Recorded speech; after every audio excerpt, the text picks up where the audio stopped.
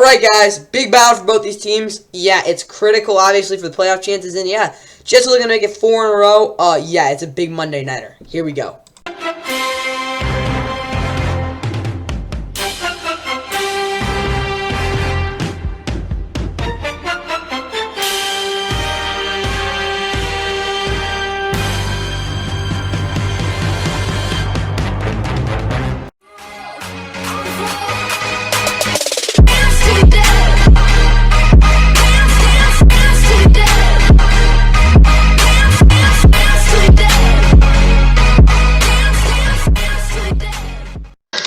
And with that, what is going on, guys? Welcome back to the final. Of course, please like and subscribe. Hope you guys enjoy the Week 9 Monday Night Football preview. We got ourselves a pretty big game, of course, in the AFC in terms of wildcard playoff standings. Obviously, the Jets are looking to win their fourth straight game and get closer.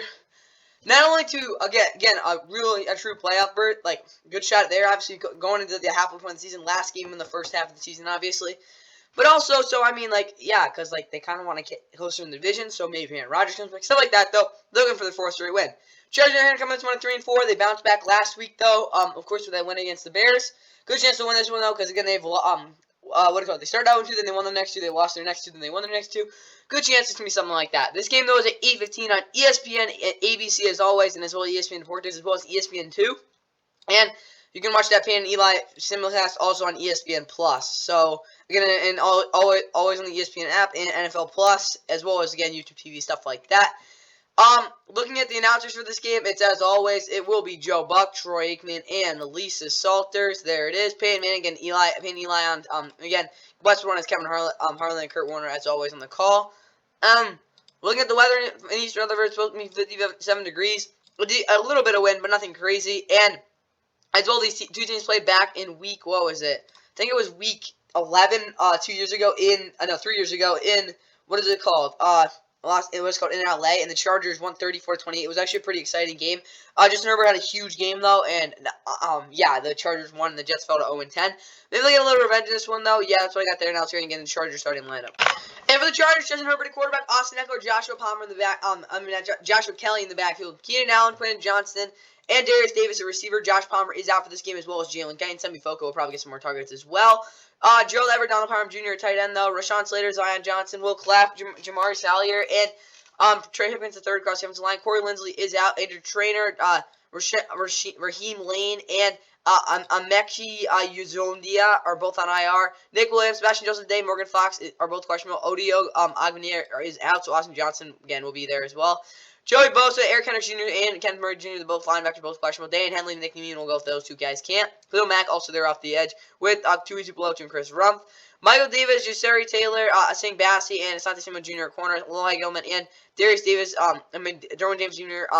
Patrol the safeties and safety area, and obviously J.T. Woods is out. Cameron Dickers, the kicker, the punter, is J.K. Scott. Darius Davis is the returner, and Josh Harris is the long snapper. And for the Jets, Zach Wilson, the quarterback, Tim Blows, his backup, Aaron Rodgers, Kenny Yeboah, Dwayne Brown, Wes Schweitzer, Connor McGovern, Elijah Vera Tucker, Fede Odiingbo, Al Woods, Bradley and I, Malik Hall, Justin Hardy, Javelin Guidry, and Chuck Clark all on IR. Pretty solid Dalvin Cook in the backfield, as well as Michael Carter. Garrett Wilson, Alan Lazard's questionable, so we'll probably see a little of Xavier Gibson, as well as Randall Cobb. Tyler Conklin, CJ's on my tight end. Nick Bolden is your Nick Dowd is your fullback. Mekhi Becton, Laken Tomlinson, Joe Tippmann is playing guest two positions. Probably Billy Turner will start, as well as Max Mitchell. Jonathan Myers, Jermaine Johnson, Will McDonald the fourth, and Bryce off the edge with Quinn Jefferson and Quinn Williams up the middle. Jamin Sherwood, CJ Mosley, Quincy Williams, and linebackers Chaz Surratt is out. Sauce, Michael Carter, and DJ Reed at corner with Adrian Amos being questionable. Jordan Whitehead, Tony Adams are the safeties. Greg Sutherland is kicker. Thomas Morstead your punter. Xavier Gibson's your returner. And Thomas Hennessy's your long snapper.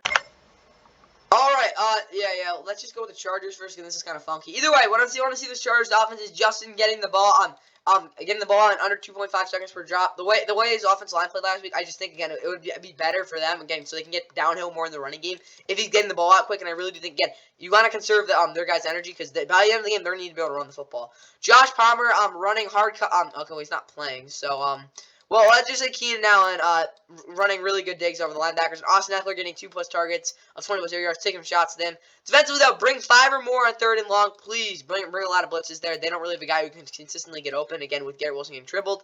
And again, make Garrett Wilson win against soft zones versus Asante Samuel Jr. basically break tackles. And Derwin James getting 3+ tackles in the 4th quarter. Him being involved in that part of the game, again, will really benefit them in terms of, again, icing this one. Let's look at the Chargers, now let's look at the Jets.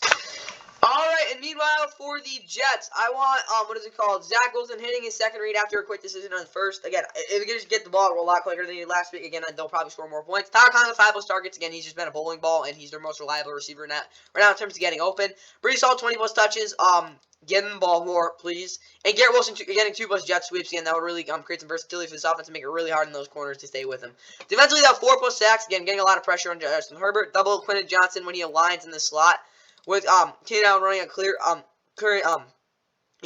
So again, Keenan's gonna be running a lot of deep routes in terms of trying to get Quentin Johnson in those good spaces. You gotta make sure you double him there because they're not gonna throw to Keenan Allen. Again, that's Justin. And make Austin Eckler beat Quincy Williams on regularity after catches and screens, basically tackling wise. Quincy Williams is gonna make all those tackles. You want Austin Eckler to try to break those. That's all I have for the Jets, guys. Hope you guys enjoyed that part. Hope you guys enjoyed Monday Night Football, and see you for the recap tomorrow.